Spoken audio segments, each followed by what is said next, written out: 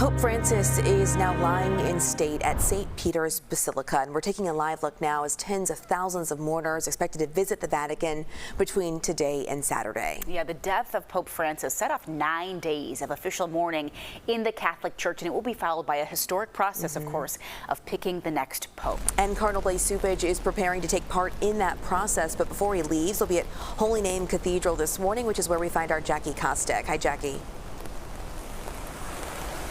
Ladies, good morning to you. This sets off a busy and important stretch for Cardinal Blase Cupich, who's had a close relationship with Rome in the past and with Pope Francis himself. And this morning, he's going to lead this mass in honor of Pope Francis, starting at 10 o'clock this morning before heading off to Rome for Pope Francis's funeral. Now, after that, he'll take part in the historic process of choosing the next pope, known as the conclave. That typically begins 15 to 20 days after the pope's death. Cupich will be among a group of about 135 voting cardinals, but is not expected to be a candidate himself. So what role will Cardinal Cupich play in this conclave? To start, Cupich will join other cardinals from around the world in what is known as the General Congregations, essentially a campaigning period where papal candidates will give speeches to map out their vision for the church.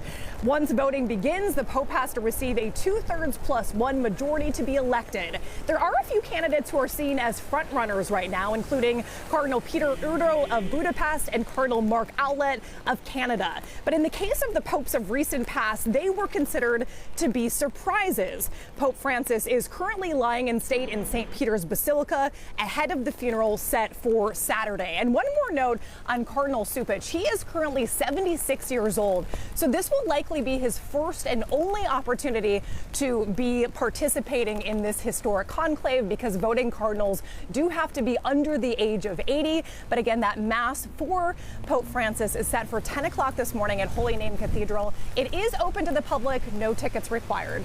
Ladies, back to you.